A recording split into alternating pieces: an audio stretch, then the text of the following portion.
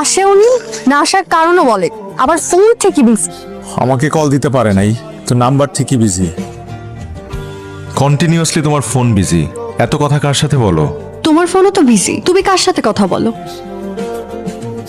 Hello, তোমার নিজের phone busy আর তুমি আমাকে বলতেছো যে আমার ফোন বিজি কিনা। আমি তোমাকে ট্রাই করছিলাম, ফোন বিজি। তা আমিও তো ট্রাই করছিলাম। ওকে, তাহলে বেবি দুজন একসাথে ট্রাই করছিলাম। ওকে, মেনে নিলাম। এখন বলো কেন কল করেছো? তুমি বলো কেন কল করছিলে? তুমি এই টোনে কথা বলছো কেন আমার সাথে? তুমিও তো ভালো টোনে কথা বলছো না, ভেবেছিলাম তুমি মনে হয় বদলে গেছো। আশ্চর্য, একটা মানুষ আমাকে রেস্টুরেন্টে 2 ঘন্টা দেখা করবে বলে অপেক্ষা করিয়েছে, তার মধ্যে কোনো গিলটি ফিলিং নাই, সে উল্টা আমার সাথে এরকম বিহেভ করছে, এই টোনে কথা বলছে। How is it possible?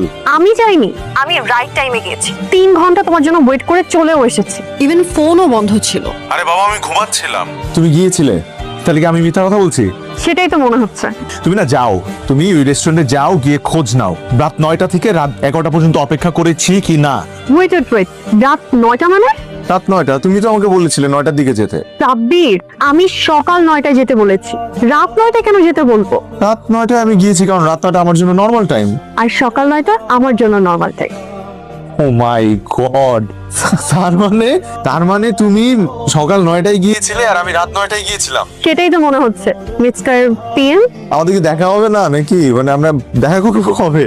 আগেই, নেক্সট ফ্রাইডে। নেক্সট ফ্রাইডে, ওকে লক।